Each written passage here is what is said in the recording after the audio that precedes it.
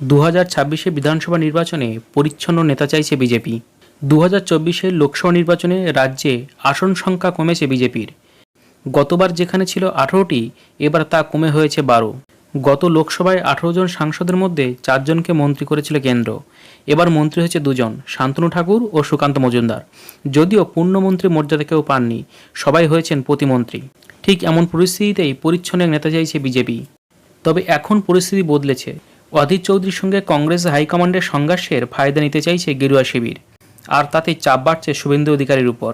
1999 সালে বহরমপুর লোকসভা কেন্দ্র থেকে প্রথমবার প্রতিদ্বন্দ্বিতা করেন এবং 95,391 ভোটের ব্যবধানে জয়ী হন। লোকসভা নির্বাচনের সাফল্যের পরে তাকে মুর্শিদাবাদ জেলার জন্য কংগ্রেস সভাপতি করা হয়। সেই শুরু।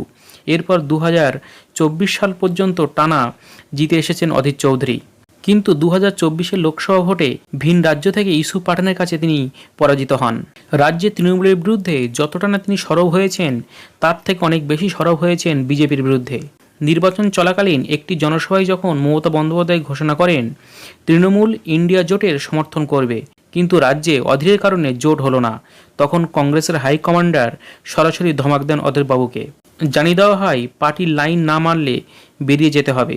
সেই সময় ব্যাকফুট থেকে অধীরকে কার্যত টোপ দেন বিজেপি রাজ্য সভাপতি সুকান্ত মজুমদার। সুকান্ত মজুমদার সরাসরি তাকে প্রস্তাব দেন বিভীষণের বাড়ি ছেড়ে রামের বাড়িতে আসুন। এমনকি লোকসভা ভোটে অধীর চৌধুরী হেরে গেলে সুকান্ত মজুমদার দুঃখ প্রকাশ করেন।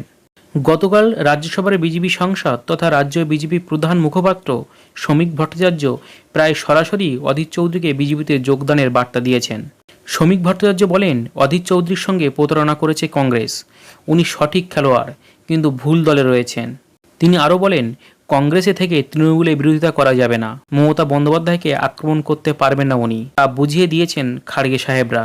এমন পরিস্থিতিতে অধীর বিজেপিতে যোগদানের সম্ভাবনা যত উজ্জ্বল হচ্ছে, ততটাই আশঙ্কায় দিন গুচ্ছে শুভেন্দু অধিকারী। কারণ মমতা বন্দ্যোপাধ্যায়ের বিরোধিতা দেখাতে গিয়ে শুভেন্দু অধিকারী যে কুরুচিকর আক্রমণ করেন মাঝে মধ্যেই, তা বিজেপিকে অনেকটা ব্যাকফুটে ফেলে দেয়। তাছাড়া শুভেন্দু একসময় মমতা বন্দ্যোপাধ্যায় ডেপুটি ছিলেন। তার রাজনৈতিক উত্থান ঘটেছে মমতার হাত ধরেই। একাধিক দুর্নীতির অভিযোগ রয়েছে তার বিরুদ্ধে, যার মধ্যে অন্যতম হল নারদা কেলেঙ্কারি এবং স্কুল শিক্ষক নিয়োগ। অধীরের বিরুদ্ধে তেমন কোনো অভিযোগই নেই। তাছাড়া গুরুত্বপূর্ণ বিষয়, 2019 নির্বাচনে বিজেপির ভোট বাড়ে এবং বামেদের ভোট কমার একটা লিঙ্ক রয়েছে। তৃণমূলকে সরাতে 80% বাম সমর্থকরা ভোট দিয়েছিল বিজেপিকে, কিন্তু 2021 নাগাদ সেই বাম সমর্থকদের নেতা হয়ে বসেন শুভেন্দু অধিকারী। এদিকে শুভেন্দু যোগদানের পর একের পর এক নির্বাচনে ভরাডুবি ঘটেছে বিজেপির। অধীর চৌধুরী বিজেপিতে যোগ দিলে একজন ভালো নেতা পাওয়া যাবে। এমন পরিস্থিতিতে বিপদ বুঝে দিলীপ ঘোষের সঙ্গে সম্পর্ক ভালো করার চেষ্টা করছে শুভেন্দু অধিকারী।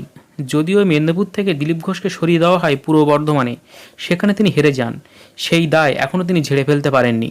আপাতত রাজনৈতিক চিত্র যা বলছে, অধীর চৌধুরী যদি বিজেপিতে যোগ দেয়, তাহলে সবথেকে বেশি অসুবিধায় পড়বে শুভেন্দু অধিকারী। এখন এই পর্যন্ত। পরবর্তী আপডেট পেতে আপনারা MM নিউজ 12 চ্যানেলে চোখ রাখুন।